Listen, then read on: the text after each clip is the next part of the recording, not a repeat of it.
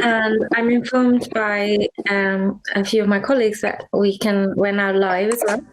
So I think everyone, people will slowly start joining this side conversation, whether they've been in plenary or the broader SDG business forum. So if we're on time, just massively relieved that you're all here. It's our first time ever using this platform, and we don't know who's in, who's out. Welcome to those who are joining us as observers, as participants. Although this looks like an intimate conversation, and we hope that it has that flavour. We also encourage everybody to take part in this conversation via the chat box.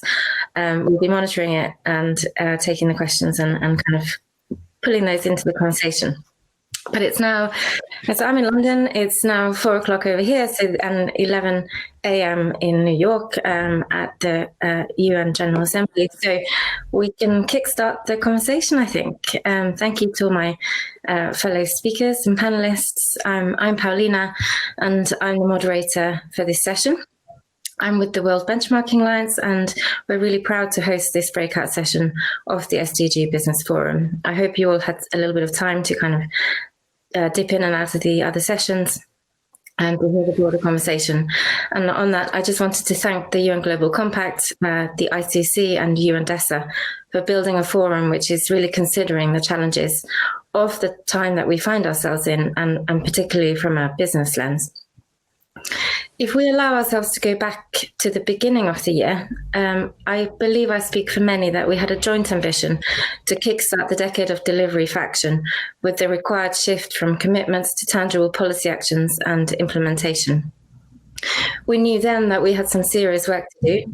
We had a slowing global economy, stalling poverty rates, climate risks being more pressing than ever, and inequalities remaining broad within and among countries, including gender inequality. With this, there was also a general recognition that bolder, more transformative approaches to tackling these interrelated challenges were needed. And with that, we needed to see bold partnerships across sectors, including very much the private sector. So that was then. Back to today, the last 6 months have changed our societies and way of life completely. The continuing COVID crisis is resulting in a health, humanitarian, economic and development crisis of proportions that a few of us could have imagined.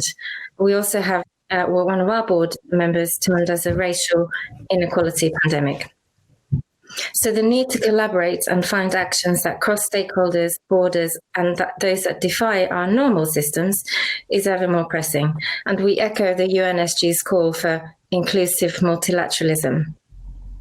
We've been reminded in this broader forum that business can provide a strong catalyst to reach the goals with the right incentives, support, and accountability measures in place. We've also heard calls at the forum for a movement for the SDGs that transcends sectors. But what does inclusive multilateralism actually mean? Especially for business who want to play a role, but maybe the actions to get there are not always that clear. So for that, I'm pleased to have a great panel of speakers from 3 different sectors of the business world who might help us tackle that question. In talking about their actions, about the actions that their companies are taking at their core to get back on track on the SDGs and building stronger forward, they are demonstrating, I'm sure, many of these qualities in action. We'll also hear from my colleague Gerbrand Haverkamp, who will outline what a transparency revolution that extends from the boardroom to supply chains and enables accountability looks like. But before we get to them, I have a few housekeeping notes. This event is recorded and is considered on the record. And importantly, as I mentioned at the beginning, and this is very dear to us at the WBA, we really want to hear from everyone who's joining us today as a participant. Please put your questions and comments in the chat box so I can then guide our panelists to address them. So wherever you are in the world, whatever time it is, get involved in our conversation. And that's it from me. I'd love to get going, and let me turn to our first speaker. And that's you, Gerbrand. You're the Executive Director of the WBA, and you're leading a movement to incentivize corporate action on the SDGs. What does it mean for you to create this movement for change? Can you tell us more about the SDG 2000? What is it? And remind us of the urgency of all of us adopting a systems level approach. Over to you. Thank you, Paulina, and thank you everyone joining me in this conversation and listening in. So my name is Gerbrand, and with the World Benchmark Alliance, it was actually created 2 years ago, so still fresh in our memories, at least for the people who were involved at the time. We were set out as an organization that sort of tried to acknowledge that without the active participation of business, we would not achieve the UN Sustainable Development Goals. But also from the acknowledgement that business would not get on board of that agenda at the scale that we need in and of itself. So indeed, that's where the building this movement to create the incentives for business to get on board came from. So that was the original idea. We have a few speakers from South Africa today. So I was highlighting in the chat before here that we did a global consultation in creating the World Benchmark Alliance, and part of that was holding roundtables across the globe to talk to business leaders, civil society organizations, investors and governments about what they expect from business, and therefore what should be reflected in those benchmarks. But to sort of take a step back, because if we look at the SDGs, I think sort of the first and foremost thing that we learned from this conversation, from this global consultation, is that we need transformative change for the SDGs to be achieved. So what we have done as one of the first actions as the World Benchmark Alliance is identified that what we think are 7 system transformations that need to take place for the SDGs to be achieved. So these are system transformations that talk about decarbonization and the energy system, that talk about the food system, that talk about digital system. It's about social inclusion, it's about the urban transformation, but also about the financial system itself, and circular at last. So these 7 systems we have identified and trying to map together with scientists what needs to change in those systems for the SDGs to be achieved. And so once we had described those systems, we have then identified the industries with the biggest impact on those systems, for better or worse. So think about oil and gas in relation to decarbonization and energy. Taki a little later will talk about the role of telecommunication companies in the role in digital inclusion. But this of course includes other parts of that industry as well, when we talk about the Googles and the Facebooks.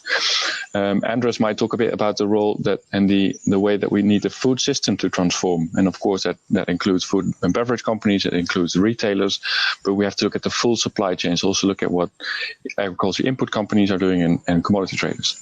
So once we had mapped those industries across these systems, we've identified the most influential companies within those industries.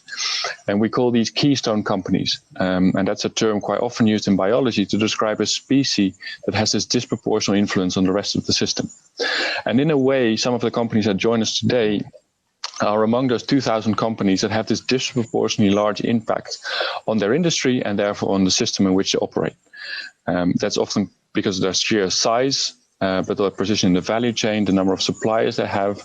So this, Paulina, is what we're referring to with the SDG 2000.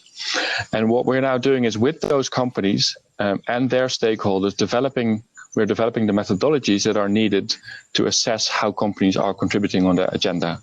And we have seen some of the first benchmarks come out on that. So those first spotlight benchmarks are coming out, and more in store for this year and next year, when we will be releasing benchmarks on digital inclusion, the food system transformation, decarbonization, and social inclusion. Now, all of this is interesting, but it only gets relevant if people are using those benchmarks.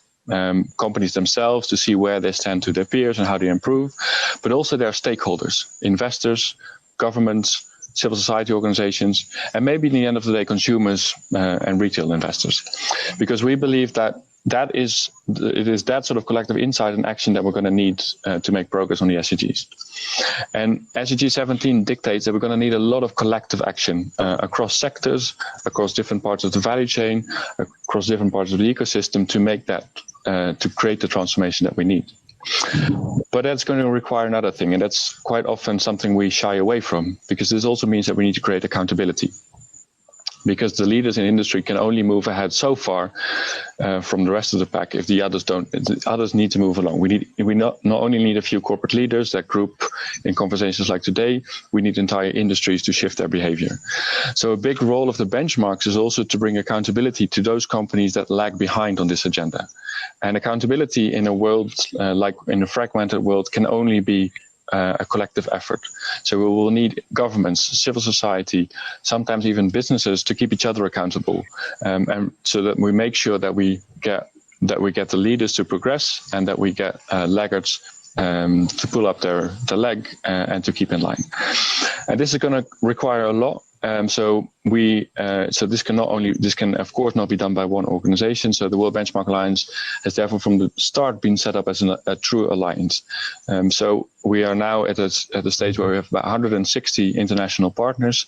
These would be individual investors, civil society organizations, but also business platforms, of course, like UN Global Compact, but also more players like the World Business Council, Sustainable Development, the International Chamber of Commerce, and a lot of UN agencies and governments. Everything that we do is for the public good. So the methodologies that we produce are not only reflecting what society wants, in our view, they also are available to all of society, and the same goes for the benchmarking results. And this is really where we want to bring corporate transparency and in a way to create incentives for companies to act on this agenda and to create accountability mechanisms for those companies that are lagging behind.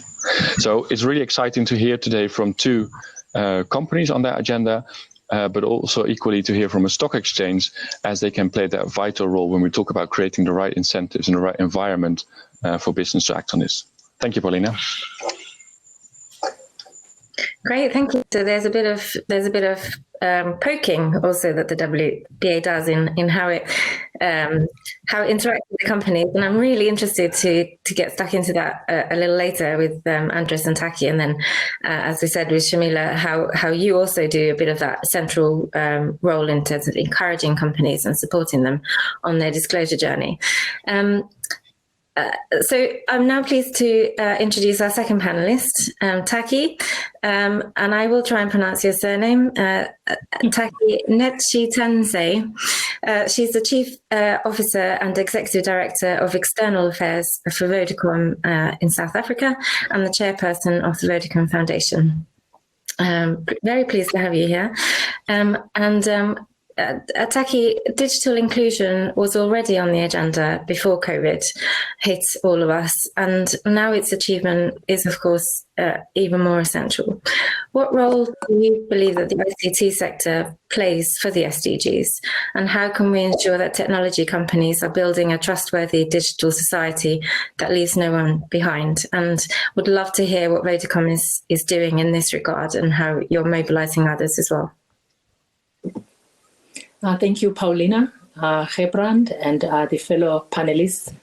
Paulina, you pronounced my surname perfectly. Yes, it's a pleasure to be here.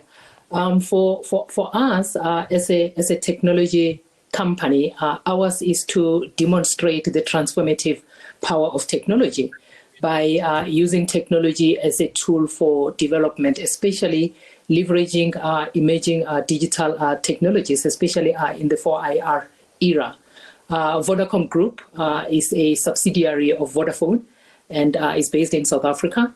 And Vodacom South Africa started operating 26 years ago with a noble vision to democratize telecommunications. And we have made a lot of profits over the years that have sustained us and our stakeholders.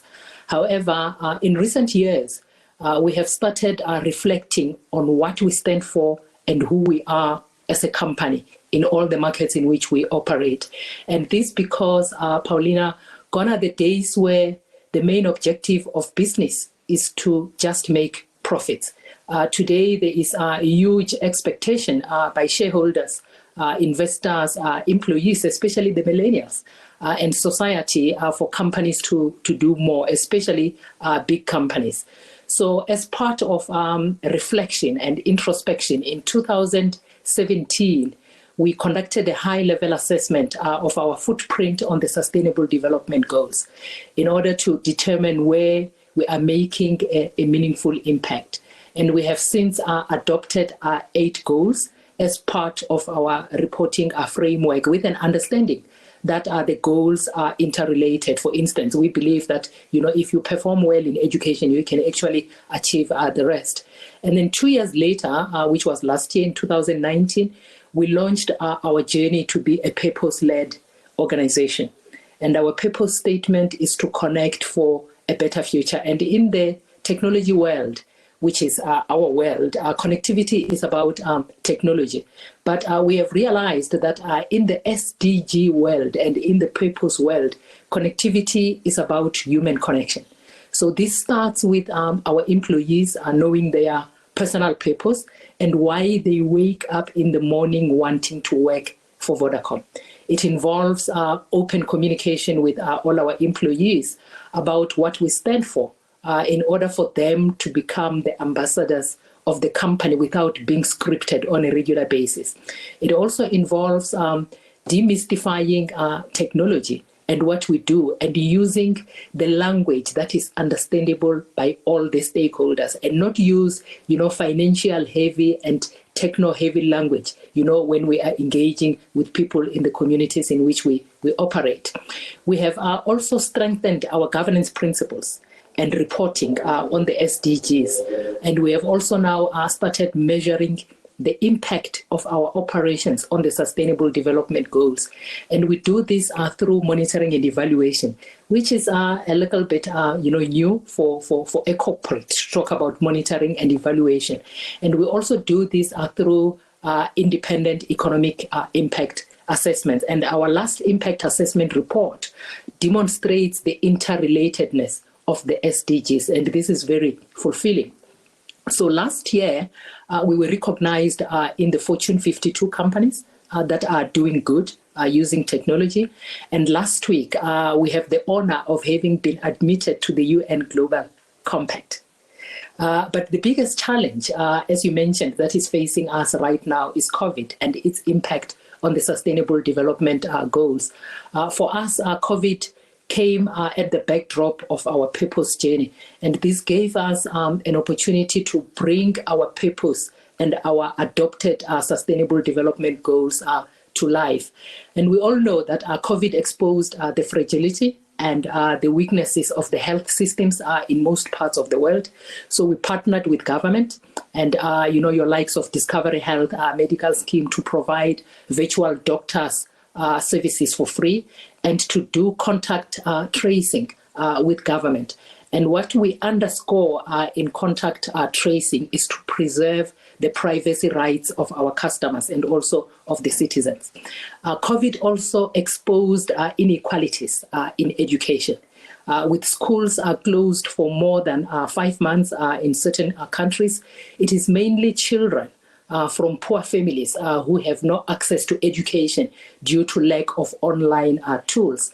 And as a result, we have stepped up our partnership with government and other ICT companies to provide blended learning, and also to remove barriers to access through affordability and accelerating our pace of rural coverage.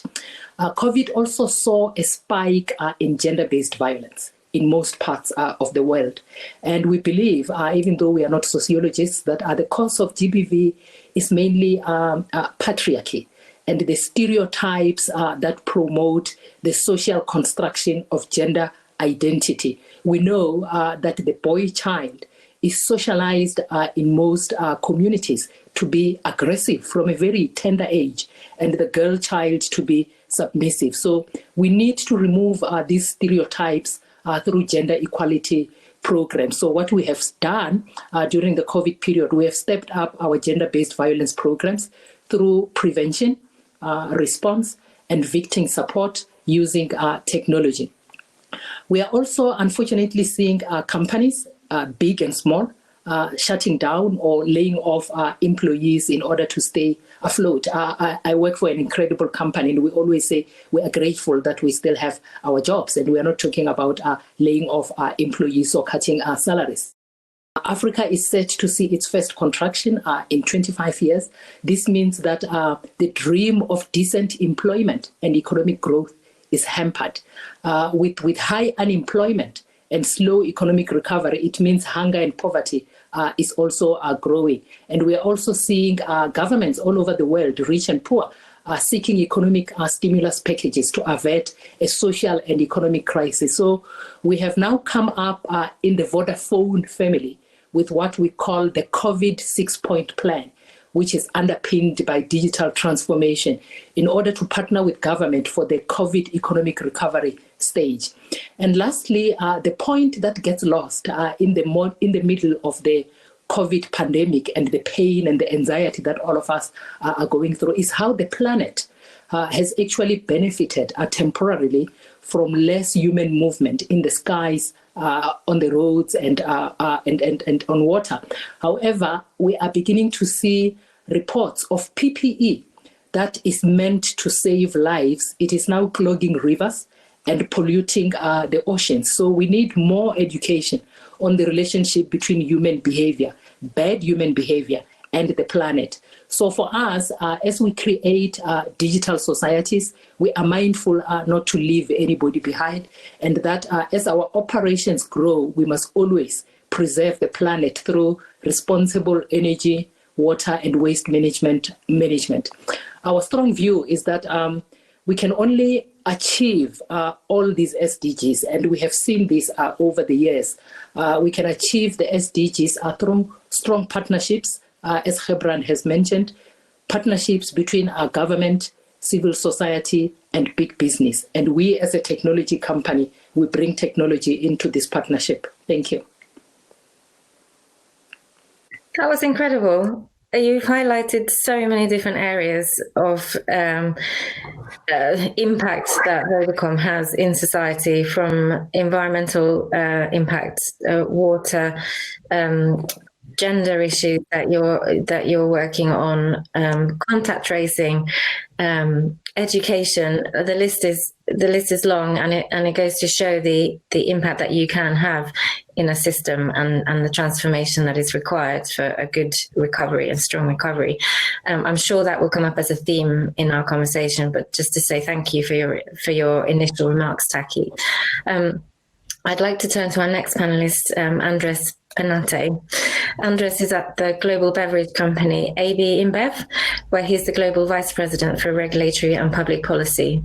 We're delighted to have you with us, Andres. As Gebran mentioned, you're also on our SDG 2000 list, so you're in the food and agriculture system, and so it's good in terms of our panel.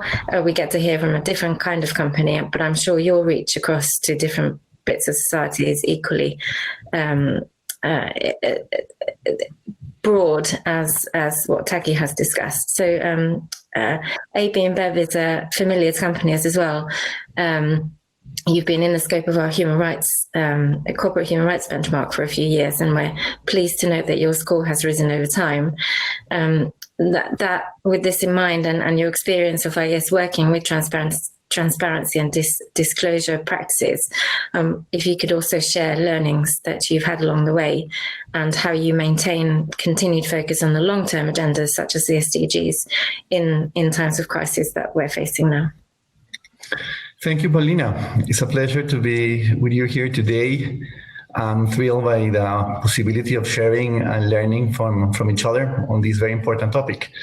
Let me describe quickly what has been our journey on human rights, because in AB InBev, because I think in many ways it provides a path of what we need to do with the SDGs going forward.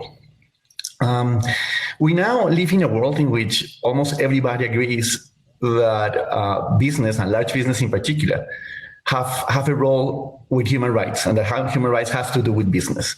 But a few years ago, this was not the case. A few years ago, there was a huge resistance from the business community, especially the large companies, to even admit that human rights was part of the realm of its activities. All this changed with the turn of the century.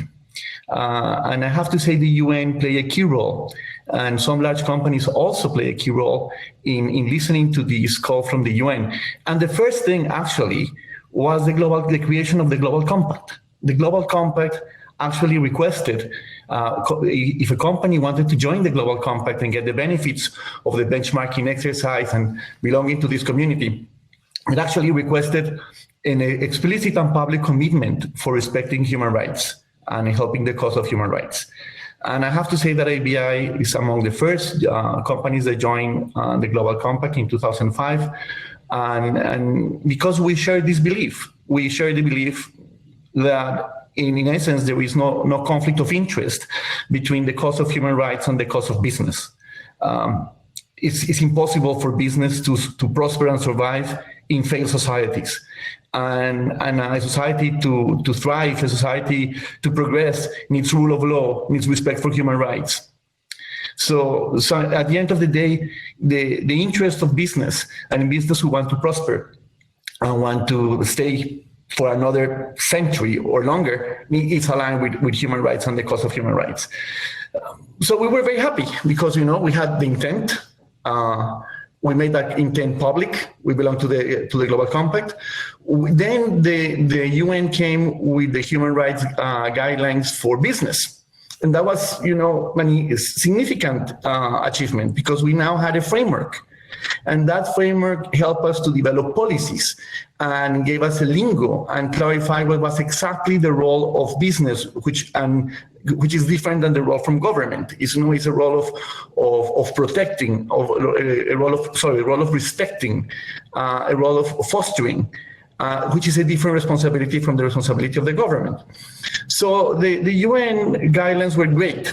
So we thought, and we incorporated all this in our policies, and it even percolated into our contracts with suppliers, because to the point of Gerbrand, we are a Keystone Company.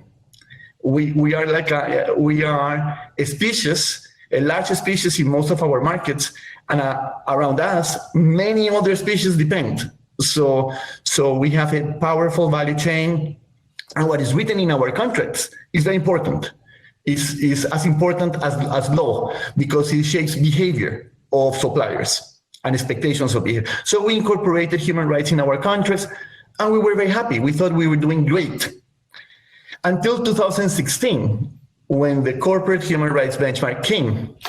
And of course, they requested some information from us. We gave information to the benchmark, and the results came, and they were dreadful. We came with a 9.4% score out of 100. And that was a shock. That was a shock. So what was our reaction? Surely there is something wrong with the benchmark. The immediate human reaction is, blame the benchmark. You are not a good, you think you are the best student, you are not such a good student. What do? You blame the teacher. You blame the scorecard. You blame somebody else. I did that. I was the person responsible for that and says, I'm sure this benchmark is wrong. So the first thing that we did was to understand the benchmark. And we sat with the corporate human rights benchmark with the help of one of my colleagues, Pamela Cornish, great talent. And we sat with obviously I was not a happy person in that meeting, I have to say. And but we learned about the benchmark, and we learned that the key elements we were missing. There were fundamental gaps, and all these gaps were about transparency, publishing our policies, publishing our clauses related to human rights, making sure that we had more transparency on things very, very fundamental. I mean, after that first meeting, I says, how come we're not doing this before? So we began, and second year, we made a huge improvement. We moved from 9.4 to something like 17. So, what went wrong? And so we went back, started began to see that there were more gaps than just disclosing the fundamentals that we had. Something that is essential is to develop a way of managing risk, of applying the risk mentality that you apply in so many aspects of business to human rights, so that you can not only respect human rights, but actually prevent issues, that you get a proactive stance. That was a revelation. That was a revelation. Because once you have numbers, then you have metrics, then you also have a benchmark, who's doing better than you. It's very easy to apply these things to many things that we do. So Pam, the person whom I work in these topics, came with a wonderful idea. Says, why don't we apply Six Sigma methodology to this? Because at the end of the day, is continuous improvement. And the corporate human benchmark, it helps us with this feedback loop for continuous improvement that Six Sigma requires. So if we have the metrics, the metrics are very important because things that you don't measure, you don't manage. But what is more important than the metrics is the conversation that the metrics allow you to have. These conversations are of two types. Conversations that you have externally with other people that know and have experience about how to improve in these metrics, conversations with other companies, conversations with NGOs that share the same interest that you in preventing these things. But more important than that, the internal conversation, the conversation with other parts of the business that speak metrics. So these two conversations, the internal and the external, got immediately catapulted with the numbers. And then in the second iteration, we move to our current score, which is 36%. Now, let me put it into perspective. We move from being at the bottom 5 to be at the top 30. And yes, 30%, you have to take into consideration that the average is 24%. But a score of 36% is not great. I mean, it might be good compared to the average. But what this shows is that even the companies that have the right intent can do much better by paying attention to the metrics. Now we became more humble. We now know the side of our gap. We believe that we moved from 9 to 37 is significant. From being at the bottom 5% to the top 30 is an achievement. Definitely, I sold it to my boss and says, we're in the right track. But we have to recognize that there's more to do. But that's the beauty of the benchmark. That's the beauty of the benchmark. And so, curiously enough, a similar conversation is beginning to happen now with the SDGs. Everybody who's serious about stewarding their companies and making sure the companies are here to stay and to produce jobs and to produce share value and to make everybody proud of working for them and improving the world. Everybody who agrees with this idea. That the world needs to solve some of its most difficult problems and make it a more sustainable place for business to prosper and survive as well. Not only communities, but also a part of the community that is business. Business is not a different part of the community; it's embedded in the community. So we need the same things. But it's not enough with intent. It's not enough with the policies. You need the benchmarks. And the benchmarks comes with clear numbers. What we love in AB InBev about the SDGs is that it has targets. Those numbers is the lingo that we speak in business. So my learning of all this is that the slow path that I described with human rights from 2005 to 2020, we need to do it much faster with the SDGs. We don't have the luxury of 15 years to do this. We have to do what we did in human rights in terms of developing a benchmark, moving from the intent to the benchmark. We need to do it much faster for the SDGs, not just other SDGs, not just for the ones related to human rights. That's right. And this is the final point, which was a question made by Evita. Actually, the benchmark is the key to continue making progress on these topics when money is scarce. Because one of the beauties of the benchmark is that it shows where the priority needs to be and where your scarce resources is going to have the most impact. So if you're moving into a world of scarcity, the benchmark is even more important because it gives you priorities and allows you to be more efficient. Thank you. And also, I saw on chat there was a question for you that you kindly said you'd answer. So thank you also for answering that extra question from the chat box. You've touched on a great number of important points there, particularly about the benchmarking journey, which the one for me, I'm the engagement director. And of course, I would say the conversation that we have with the companies and your journey to understand how you embed the SDGs into your actions, in your operations, but then also how you have the important dialogue with your own stakeholders, your supply chains, and the influence that you can exercise also on that journey is so critical. So thank you for highlighting that journey with us. And I'm pleased that your actions on the corporate human rights benchmark, will also enable you to take a good dialogue with us on the circular and food and agriculture systems that we'll come to you with. So thank you. And let me now turn to our fourth panelist, Shamila Subramani. Shamila is the Chief Sustainability Officer at the Johannesburg Stock Exchange. She's in a critical role of integrating sustainability into business strategy and has a background in both. So is really curious to hear from Shamila about that dialogue and the way that you also act in that center. We've heard from the two companies on their experiences of embedding sustainability into their corporate practices. So it would be wonderful to hear from you how stock exchanges can further help them on their journey that we've been talking about in promoting also corporate accountability. And then also what the JSE is doing specifically on your own sustainability integration, and also we know that you're a member of the Sustainable Stock Exchange Initiative, which requires a certain disclosures around and actions on sustainability. So you're welcome to the conversation, and thank you.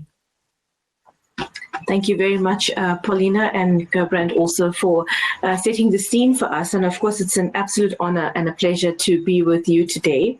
Also more so because I'm appearing alongside two JSE-listed companies. And I don't think that was by design, but it's happened that way.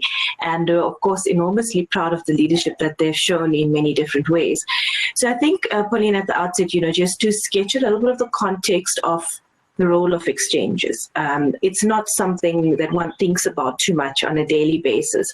And sort of the mechanisms that sit behind what we do and therefore have a lot to do with how we can influence and how we can see our role in relation to sustainability and promoting sustainable development, and of course, furthering the SDGs and the achievement of the SDGs. So exchanges themselves play a critical role in the global market as a conduit of trillions of dollars of capital.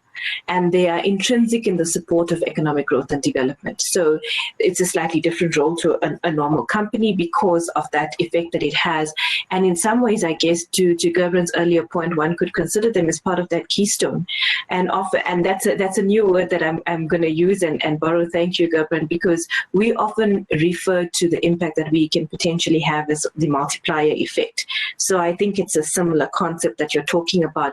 So we look at us, and of course, we can look at the JSE Limited, and I will get to what we're doing ourselves around the SDGs, but perhaps the bigger role and influence that we play from our perspective is what that influence is on the companies which are listed on the JSE and that environment and ecosystem that we have some level of influence over. So then with exchanges and how they choose to execute their functions is dependent on the circumstances and the enabling environment in each market. And that includes the purview of the exchange itself insofar as its regulatory ambit and its guidance ability. And I'm starting there because I think our underlying view, certainly from the JSE's perspective, is that sustainability, sustainable thinking is really part and parcel of good governance. Because if you're not acting as a responsible steward for society at large and what you do in that purview, then I think one could question your whole notion of what is good governance. And so rooted in that, I think, is a very good place to start with, where exchanges see that. And so we work within this broader ecosystem, and that's pertinent to understand, particularly as regards governance, which of course is part and parcel of accountability, and part of our panel today is about accountability. the JSE sees its role as being primarily a connector in every sense. And if you think about it, a connector between issuers and investors, buyers and sellers of capital, different parts of the financial markets ecosystem. And so we leverage that unique position to act on our vision in relation to sustainability. And that vision, the way we see it is really about creating this enabling environment in which better sustainability practices and disclosure can grow and flourish. And of course, disclosure is completely congruent to the aims of being able to have more transparent information available to society at large, and allows them to make better investment decisions, allows them to engage with companies more, because we're promoting more information in the public domain, as listed as an exchange would do. And of course, is the value of having listed entities, right, is actually better access to that information in the public domain. So we see ourselves as having three distinct characters or faces. As the exchange is a platform, the exchange, the JSE Limited as a company, as a corporate in many other ways, but the platform first and foremost is, of course, where it facilitates the transactions in the market. Then there's the company, the corporate, and its own responsibility. And in our case, the JSE as the regulator. So, of course, not all exchanges also have a regulatory function. The JSE Limited, that is allowed in terms of our Financial Markets Act, and is what we call a self-regulatory organization. So we looked at these three things and we said, how can we leverage those things together to be able to help create this aim of a more enabling environment for better sustainability practices to grow? So we took a four-pronged approach to this. And at that four-pronged approach really is centered on these things. The first one that we look at is our regulatory framework and that environment. So the second one is the investment tools that we potentially make available to the market. The third one is our ability to advocate, so the advocacy role. And the fourth one is the engagement role that we potentially play. And I'll quickly stop and talk about these a little bit.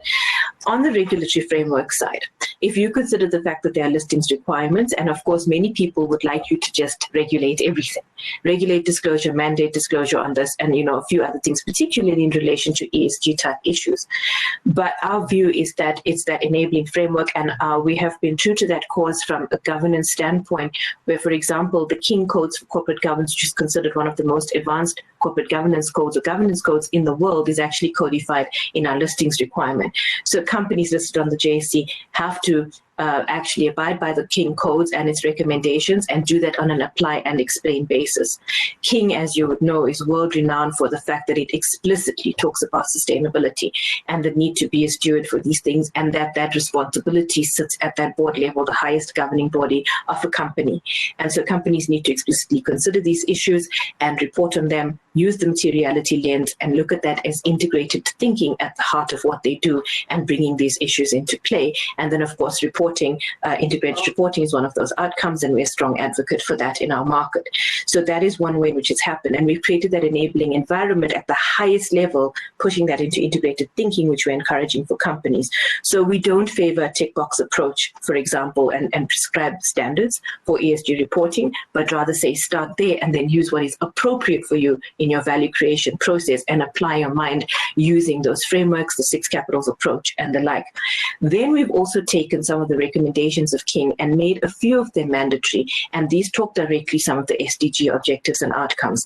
The first one is gender equality at a board level, and you can understand how important that is, and we've spoken a few about how these issues have such major ripple effects across society. The second one is racial disclosure at board level. For a country like South Africa with an apartheid history, one can fully understand why these sorts of disclosures are critical. And then the third one that we've put in there is actually a remuneration, a mandatory vote that's required to put to the AGM of a company on the remuneration policy. We're also a country with one of the largest Gini coefficients in the world.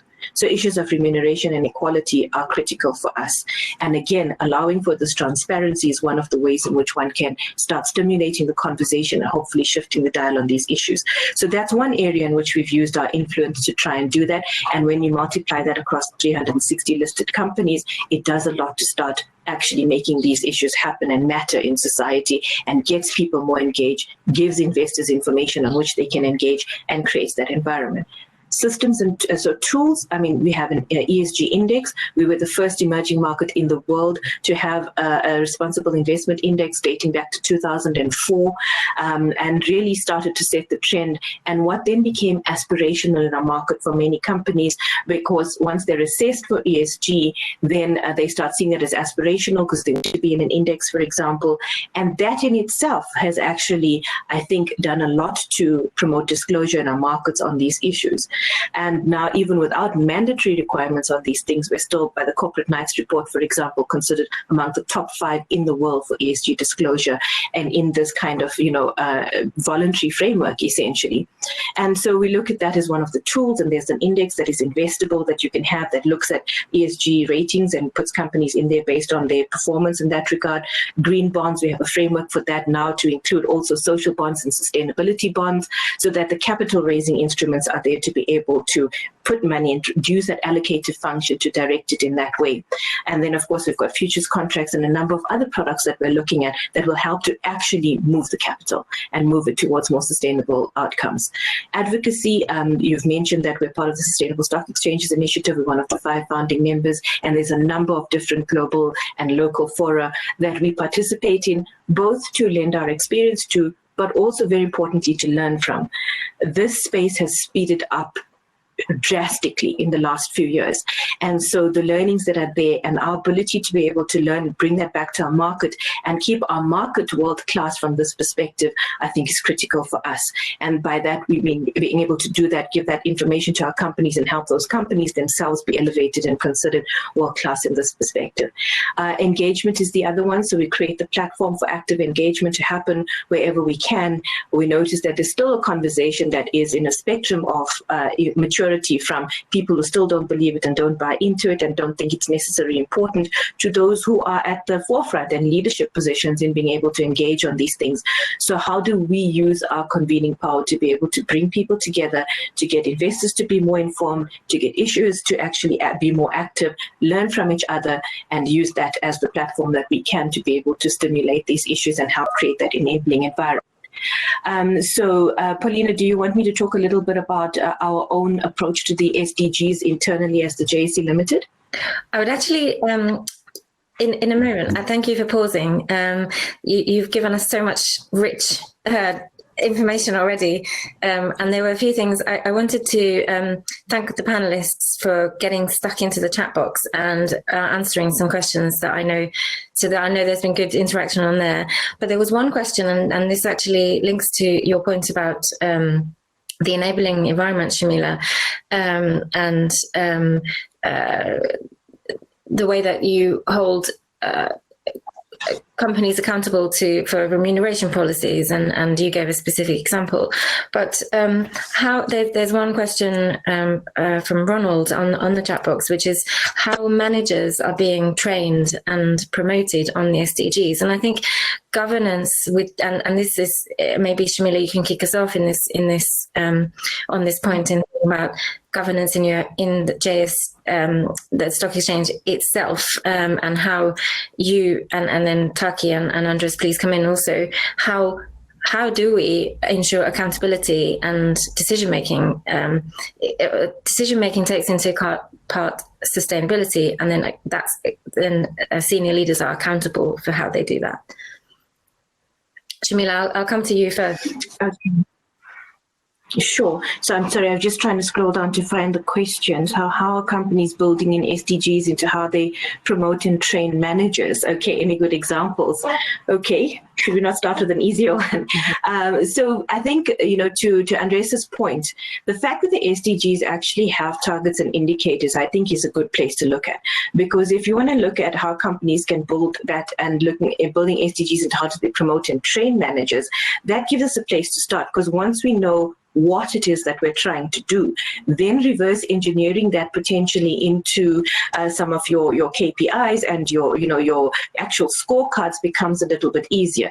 But even a step further back than that would require a company to understand from an integrated thinking perspective what its impact is on the SDGs and how it can minimize negative impact and promote positive impact on those. So once that conversation has happened and it understands that, it then becomes easier to cascade that down into things like building it into how they promote and train managers.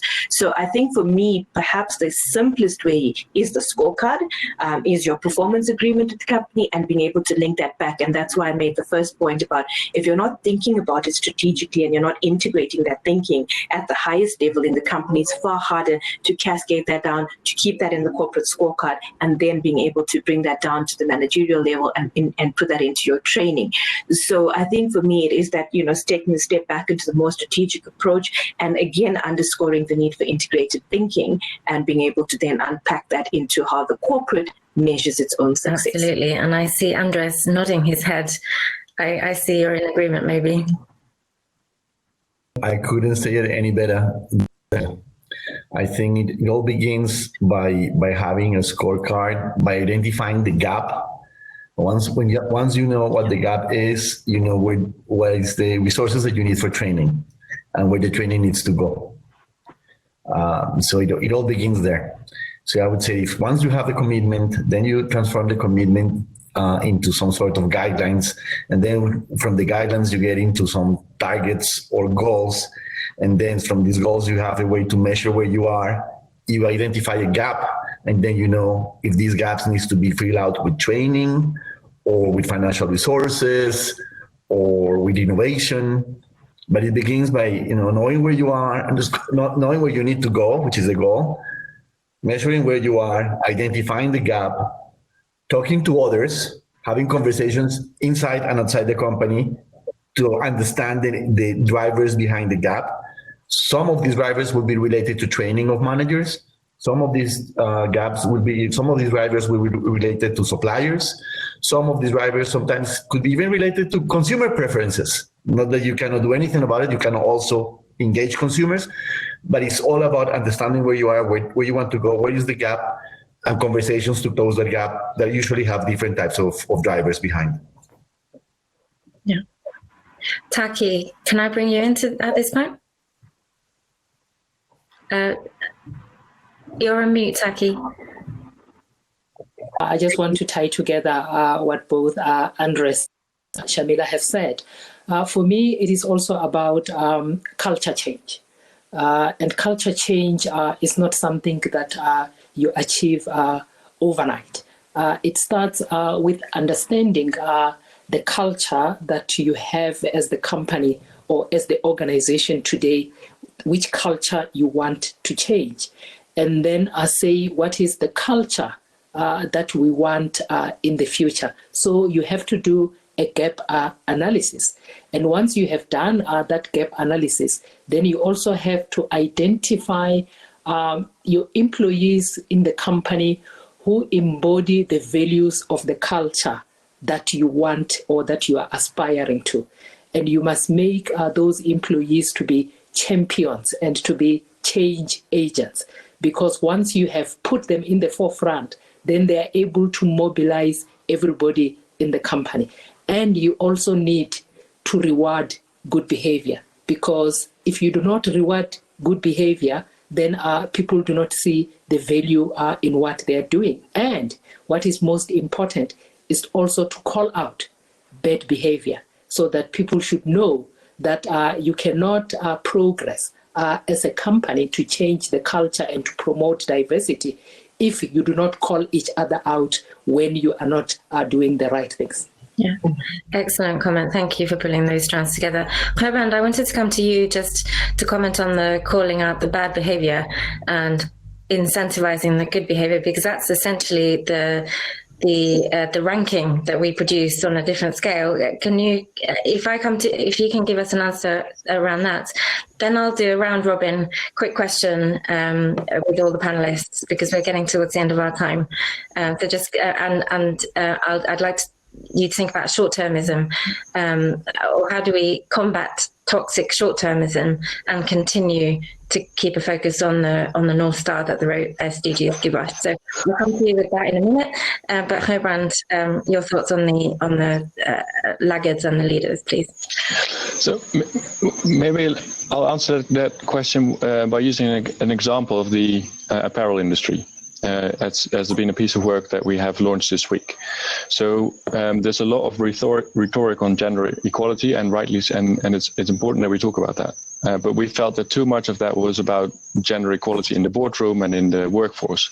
And although it's important and we have a lot of progress to make, there is something that we may forget, which is about the women in the supply chain. So we focus on the apparel industry, where there are about 60 million people working in garment.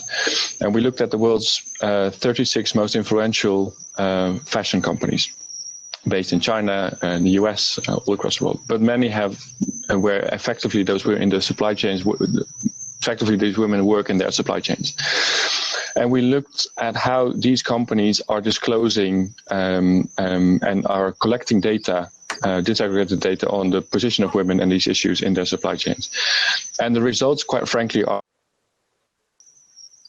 And so while I see that my colleague Pratik has shared the results in the baseline, in the chat, this is the sort of what we do to call out bad behavior. Now, it's not it doesn't stop there, because this goes to the point that Andres made, because we can only hope that to many of these companies, it becomes a similar wake-up call like human rights was for you, like the way that gender needs to be managed in these supply chains. So we hope by calling this out, by laying out what is expected, and by laying out the roadmap that companies can follow to improve on these issues, we start by calling out, but of course it's the beginning of a much longer journey that companies need to take on, because I think that's the point that Taki made.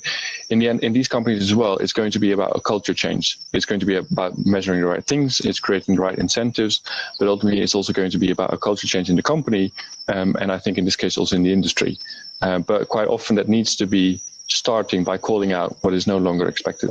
That's what we try to do with this gender baseline study. Thank you, Gerbrand. And that leads us on to the round robin.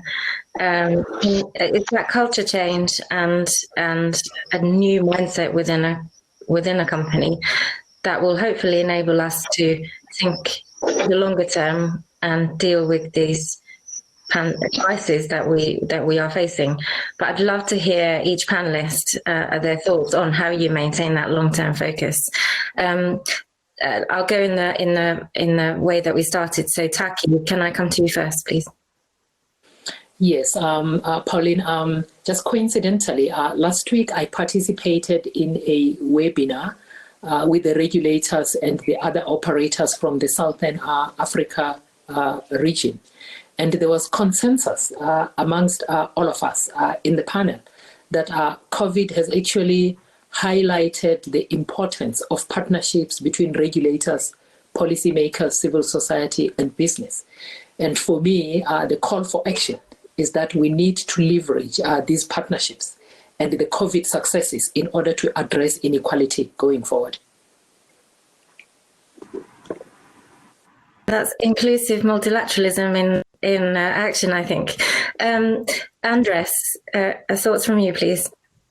I think this discussion of the long term versus the short term is fascinating, and the way to actually incorporate the long term into the equation of the day to day, I would say is through three different components. One is the role of the CEO.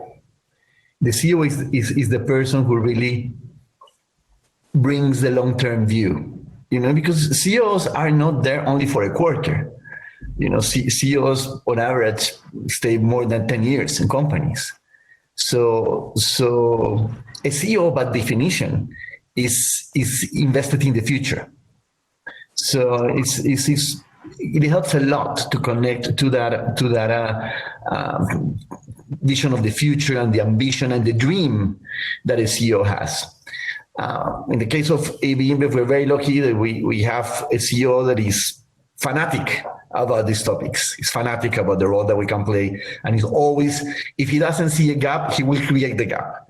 So when we came and talked to him about the huge gap in human rights, he was very happy because he saw that we have the possibility to move.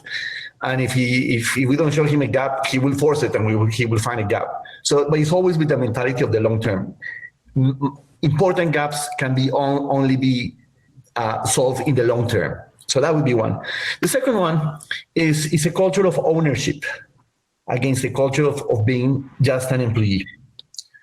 Is the idea that everybody who's in a company at the end of the, as a human being, in a way owns part of the company, owns the success of the company, is linked to its failure or its success in ways that also the owners who have the shareholders in the same way.